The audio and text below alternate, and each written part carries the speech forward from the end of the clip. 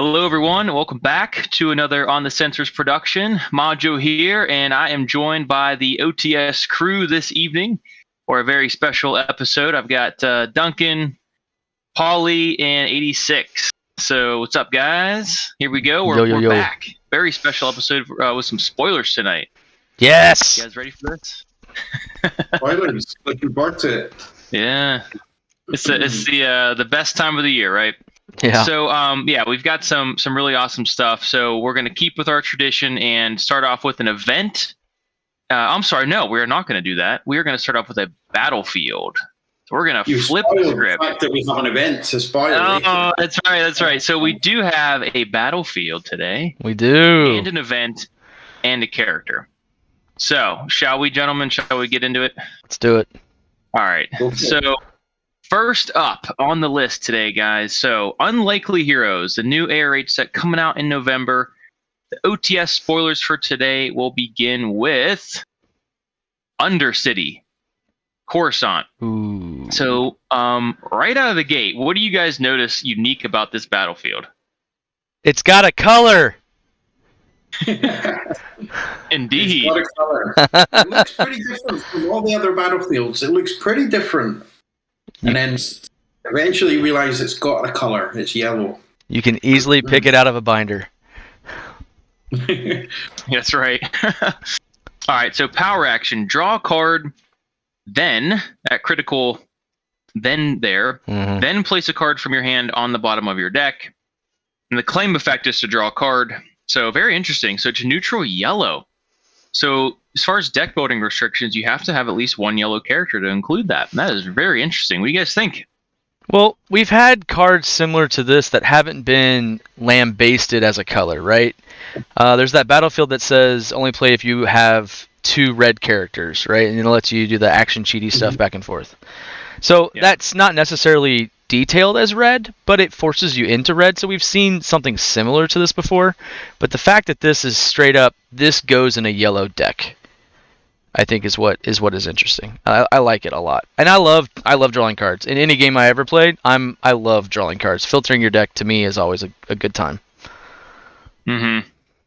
Absolutely. Yeah, I would agree. Duncan, you had some interesting thoughts on this one, man. Yeah. Well, for a start, obviously the actual card, the power action is very powerful, as Paulie just says. You know, you're cycling. You're not putting anything in your discard pile. You're cycling your deck, getting to the cards that you need. But we liked about the with it being more thematic, because a lot of cards that have been previously very powerful, being neutral, have been able to fit in many decks that might not have necessarily been the theme for that. Right. The main one I would think of is Night Sister Lair, is very popular, very powerful deck. That's Night Sister Lair Dathomir.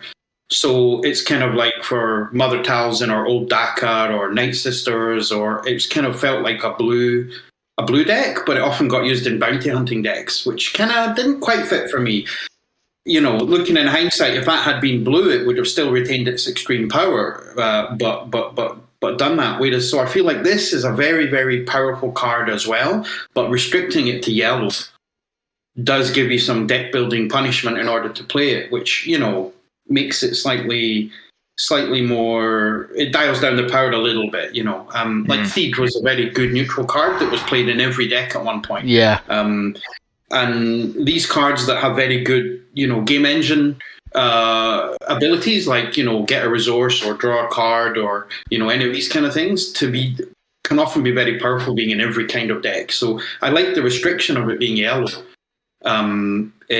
It just fits it thematically, which is what we all want, really. And you know, and there's a deck building punishment. You know, there should be a punishment to every card that has a real positive, is what I think, to keep the game somewhat balanced. I agree, man. I like it. I like the theme. I'd like to see more color battlefields. What do you guys think? I think it makes it, like Duncan was saying, I think it makes it more thematic. Like, they already started dabbling in that a little bit. This just pushes it the next level. Like, it makes it more identifiable. Yeah.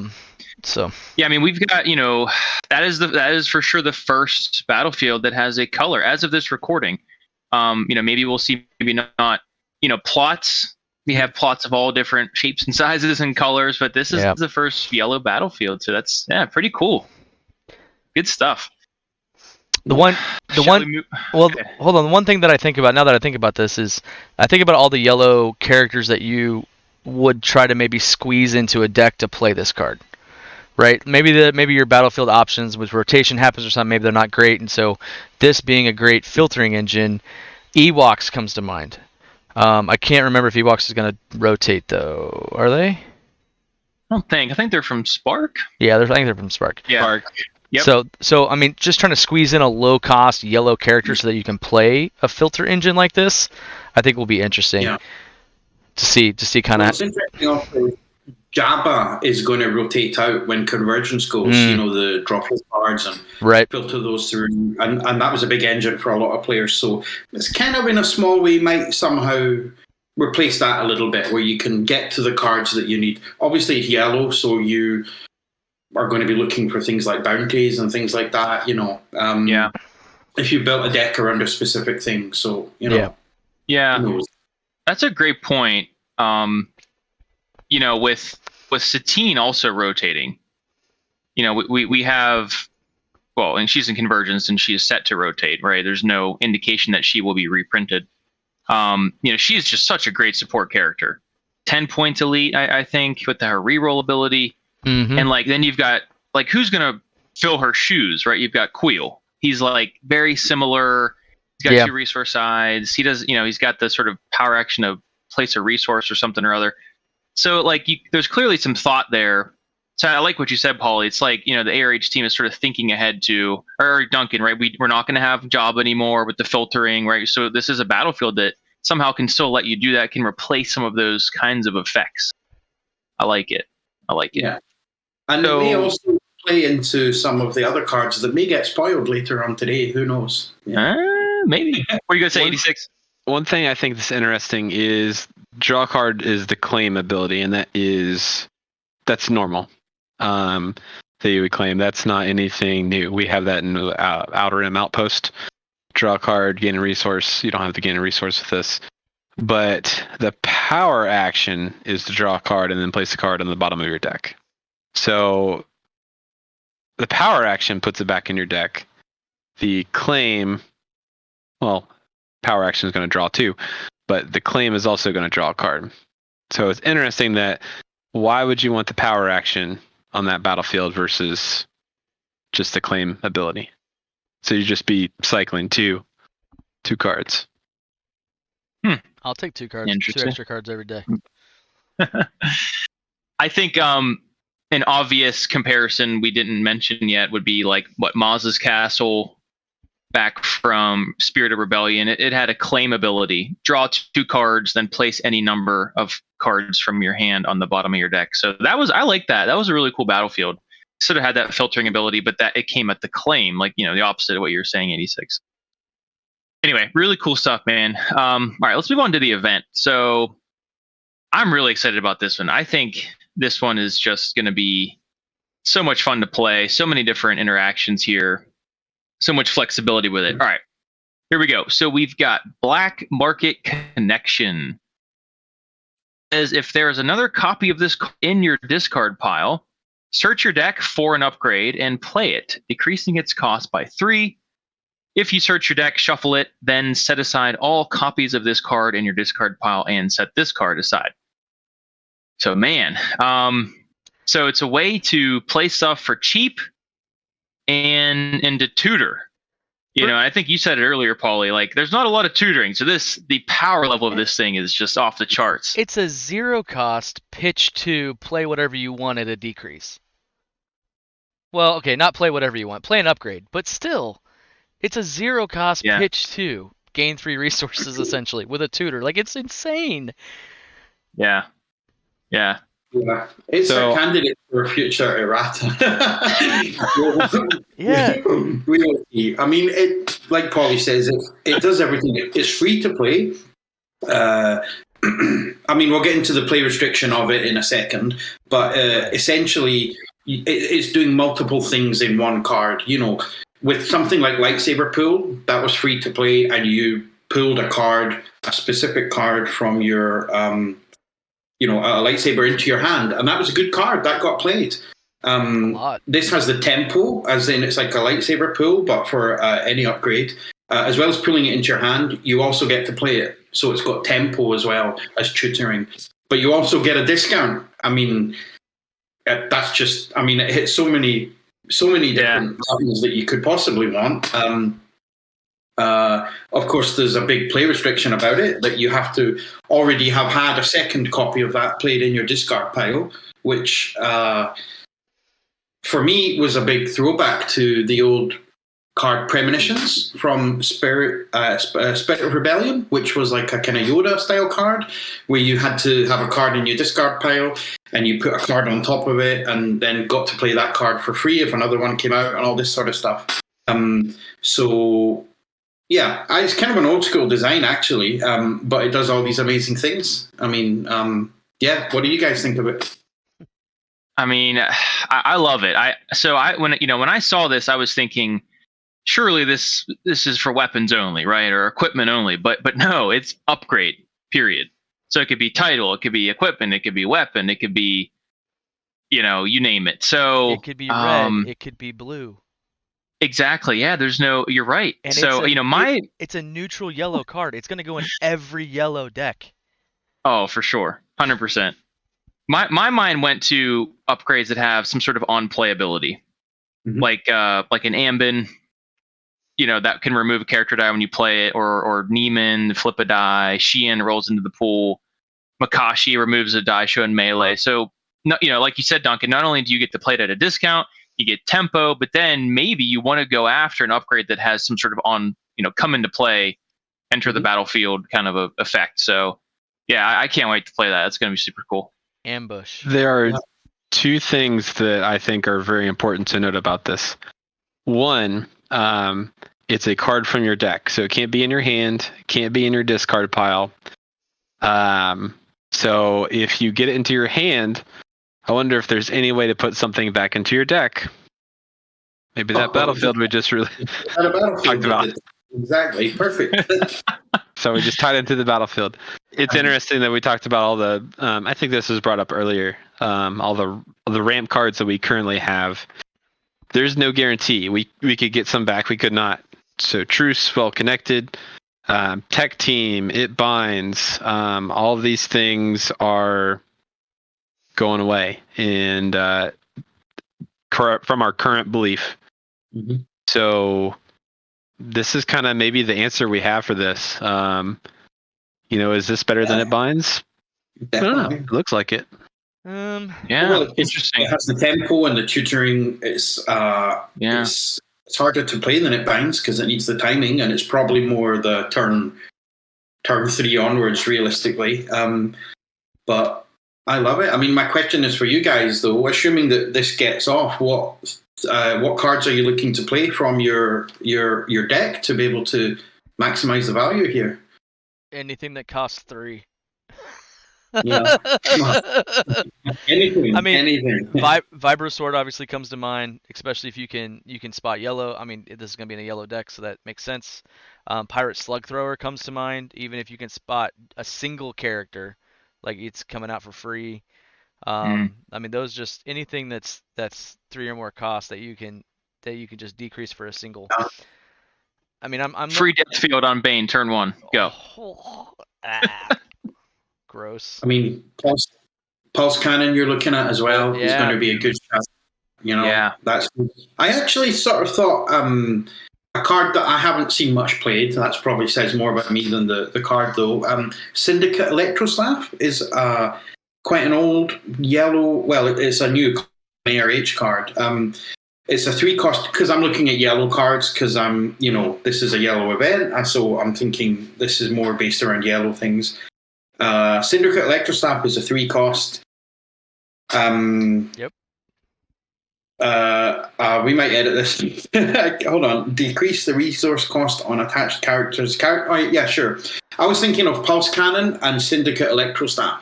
So if you've got one of them in your hand or on play already, and you want to tutor to the other, that's actually a good combination because as well as it being a 3 cost yellow card that you can only play if all the characters are yellow, it decreases the resource cost on the attached characters upgrade dice or character dice. So if you play that with a pulse cannon, you're getting good value. Sure. I'm sort of looking mainly for this at 3 or 4 cost yellow upgrades, because it's got to be a yellow character in your deck at least.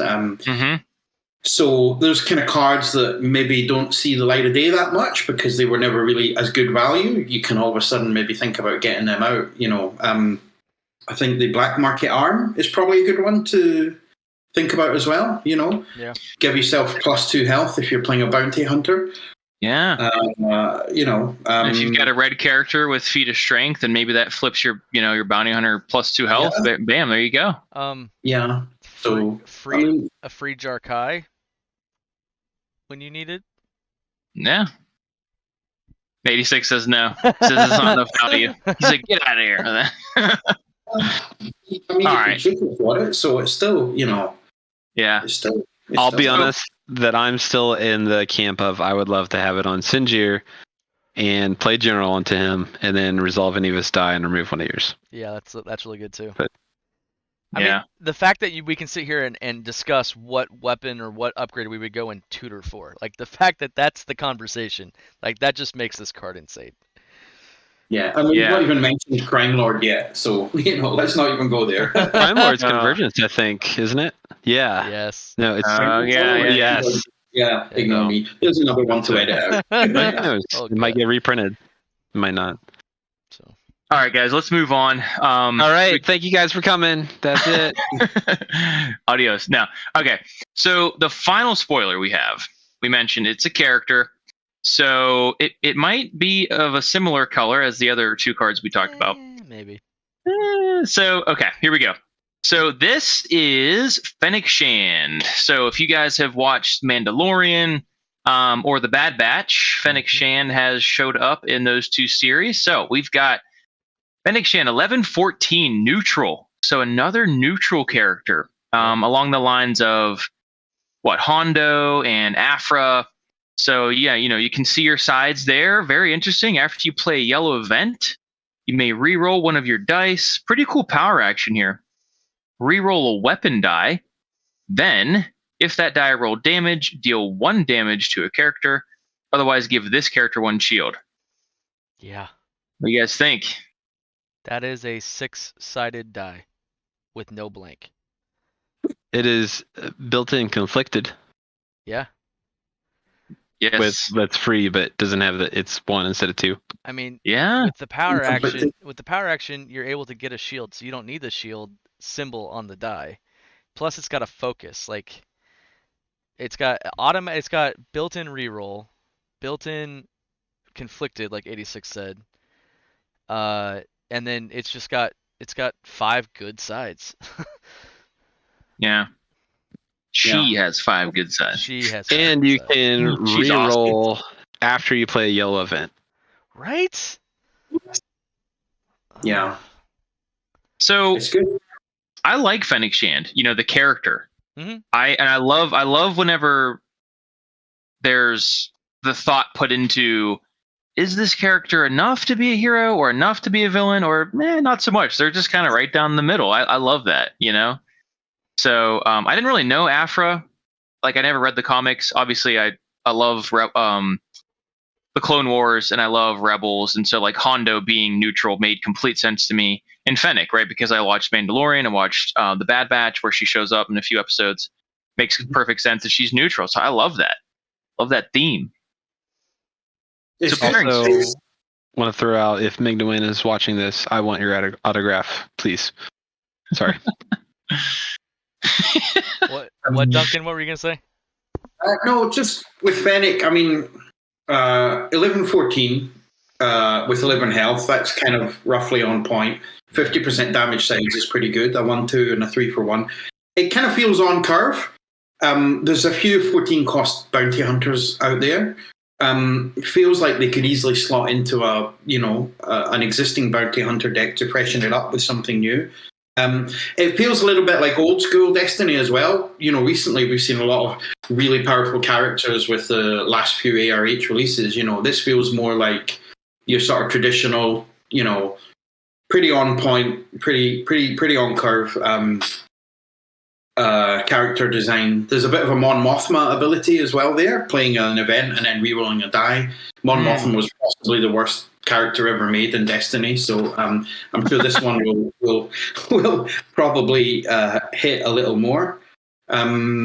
Yeah, I mean, it's a bounty hunter, so you know that keyword alone is gonna ensure it gets played. Yeah. Have you got any possible character combinations you're thinking of, guys? So whenever I look at yellow, neutral, villain, whatever, I always play yellow red. I always look for other red pairings because weapons, guns is always good in yellow red, and so Moff Gideon comes to mind.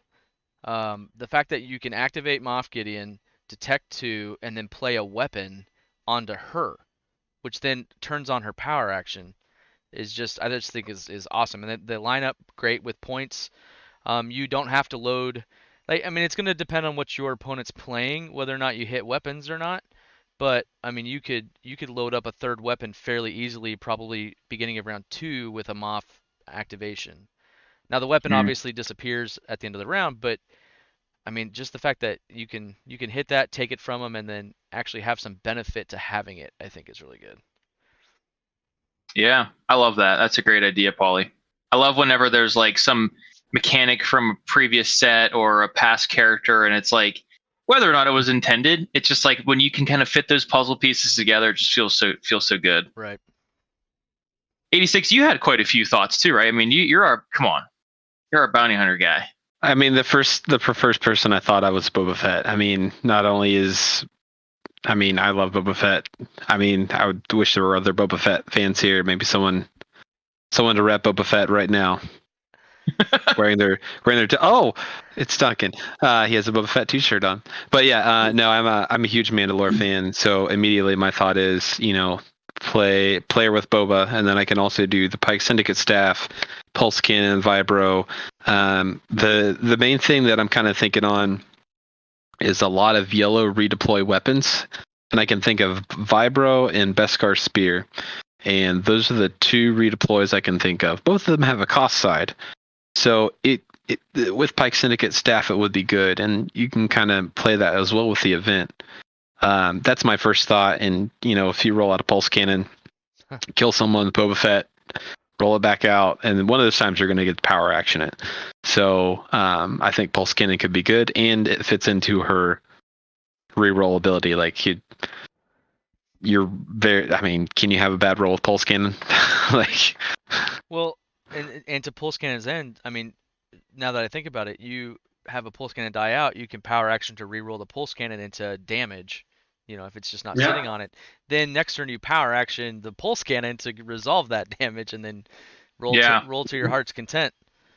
Yeah, that's the thing with pulse cannon. Like you roll it out, it rolls at disrupt. Yeah. You would rather not the power action first resolution be the disrupt side, you know. So that's for sure. Before we talk about any other pairings, just quickly, because I know you had a really cool one, Duncan. I wanted to mention that. So we're thinking about bounty hunters, bounties. So currently set to rotate out of convergence are wanted, enticing reward, and death mark. Oof. So those are, you know, as of this moment, right? We have no indication that those are returning. Dead or Alive is in Spark of Hope. Forced Labor is from Covert Missions, and then now Chance it's personal is from Spark of Hope as well. Yeah. Now it's personal. That's from High Stakes. So yeah, there's still some bounties left. That's good to know that. Dead or Alive is just the best one, right? I mean, but I would expect 1 or 2 more bounties come, you know, in this set if there's a bounty hunter there. Yeah, in terms of characters, there was 2 immediately that sort of struck to mind was with using Extremist Campaign. You know, I think mono yellow I quite like mono yellows. 86 loves mono yellow, but I'm coming around to the idea. With the Extremist Campaign, then you're looking at 17-point characters to possibly pair with. And my first thought was actually just to go all in on the bounties to try with bring IG-88 back.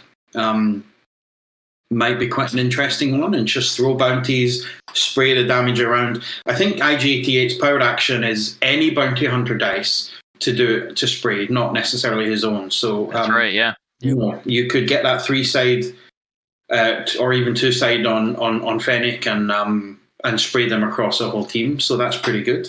But the one that I was most interested in was actually playing with Dash Rendar.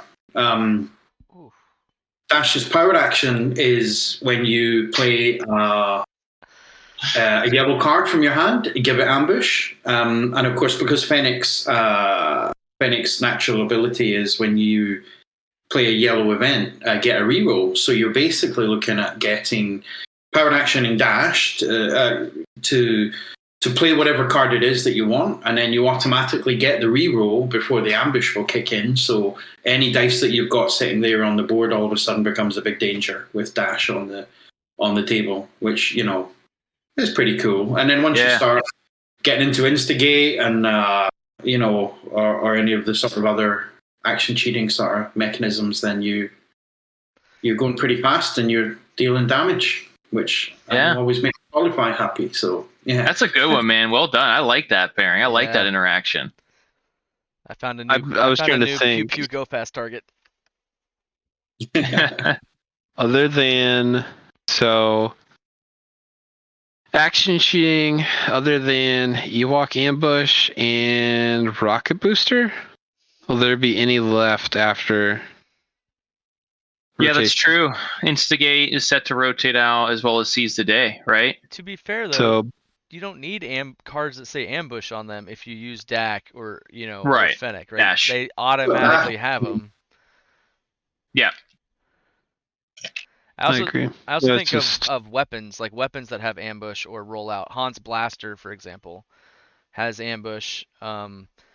Some of the reprint weapons that we have out there, Hidden Blaster and stuff, they have ambush. So, I mean, there's weapons out there that have it built into it too. I think what we're going to see commonly, and I don't know about with Fennec or not, but one thing that's really popular weapon-wise is Westar. And since she's neutral, you can play her with hero. So Armory is one of the few weapon reduction cards we have. So Forbidden Lords, everything's convergence. So Armory with a weapon onto Fennec. You don't get the card could be very but you still get the reduction. Yeah. And actually, Fennec, do you have to reroll? No, it's just reroll a weapon die. Oh, it's reroll a weapon die, so you can reroll an opponent's. Yeah, that's right. Soft mitigation, right? In a pinch. And then get your damage or get your shield, regardless. Yeah, I mean it's a conflict, like you said, it's a conflicted, right? But it's a conflicted you can use across the board. Yeah, I really like Vibro Sword on her. She does have a base side for the Vibros +3, and then the Vibro Sword I think would synergize pretty well with her power action because it's got 4 out of 6 of its sides are damage, so you're more than likely getting that damage off. And if you don't, you get the shield. So if you play the black market arm on her, then you're also boosting her health up to 13 as well. So if you play with Jango Fett and you've got Spear Bounty Hunter masks going around as well, then because Jango's, you're playing them on Jango, then if they go on her, then you're potentially making her quite a hard to kill target. She's flexible. She's so cheap that she can be flexible and fit in lots of different decks, which is pretty nice to see. And let's not forget, even though she's got all this reroll potential, like reroll after playing a yellow event, reroll on the power action, she has a 1 focus. So we all know how the dice roll. Like there will be times where we don't roll nothing but blanks, or you put a vibro on it and it doesn't reroll anything but into the modifier. Like as long as she's got 1 out there with a 1 focus, like you can focus anything into something you can use for that modifier, or focus the modifier into just base damage. Like she's so flexible in terms of your dice in general. Like 86, you tell me all the time, I rely on pitching to reroll to try to get lucky on my dice instead of using the natural elements of the game to focus my dice. She does that. She has that ability. Like she doesn't need to have the 1 shield, which I think you would probably see the 1 shield on her if her power action wasn't on there. So I think it's a great card in my opinion, all the way around. So you're telling me you're going to be a Fennec player? I'm probably going to be a Fennec player. I'll admit it. You heard it here first. I'm going to speak one more time. I'm sorry. With Duncan's point of 17-point characters and Extremist campaign, one thing that's I think is good to bring up is Pre Vizsla. That was a spoiler that was released already. If you want to get into Yellow Villain, Pre Vizsla is going to come with that Dark Saber. You're going to have a 5-die start, and he's 13 health too, if I'm not mistaken. So, pairing him, getting some Bounty Hunter Mask, some Black Market Arms, armor platings, like it's going to be hard to kill. And then people are going to want to go to Fennec, but you can reroll die anyway. And yeah. And You have a lot of course mixed damage sides with that, right? Because he's got the 2 gun, 2 melee, 2 indirect, and she's got guns and melee. But still, I mean, that's still a great pairing. Well, it's like Well, Bo-Katan, who you can pair her with as well, and then you get Mono Yellow Hero, and you can play things like Let's Make a Deal, etc. But Bo-Katan synergizes with nothing and synergizes with everything. So yeah, it's like sort of old-fashioned kind of Destiny. Of course, if you are playing yellow, then you're also looking at with Fennec, you've got your Undercity and Black Market Connection, the other cards that we spoiled today. They come in, so you're also looking to get those 3-cost weapons onto Fennec or Pre Vizsla or Dash or any of these kind of guys. So yeah, it's a good suite of cards that all seem to kind of complement each other quite well. Gents, I think we're going to wrap it up there. So that was fun. I had a lot of fun. It's been a while since we got the band back together here. It's been a bit. So, yeah. Any parting comments, guys, before we head out? All right, cool. Just a little cough. I'm getting choked up over here, thinking about all the you're just bringing him to tears. No. All right. Well, yeah, thanks guys for coming out tonight. Appreciate everyone, tuning in. Shout out to the ARH guys for giving us the spoilers. We didn't mention this earlier, but shout out to the art team, headed up now by Sarah. And I know there's probably some other people, I won't be able to mention all their names, but on that team. So great work, guys. I mean, the art's amazing. We love it. So shout out to you guys for that. Yeah, we're looking forward to Unlikely Heroes coming out November 19th. And so, yeah, I'm sure there will be a release event. So be on the lookout for news coming out from the ARH crew. And yeah, I think with that, guys, we'll close it out. Yeah. Usually the release event is a Saturday after, so it'd be 20th. Yeah, the 20th, right? Or like 8 for Central, 9 Eastern. Yeah, something like that. I'm sure there'll be more information. Yeah, I'm sure. All right, let me finish my outro. All right. Take care. Adios, guys.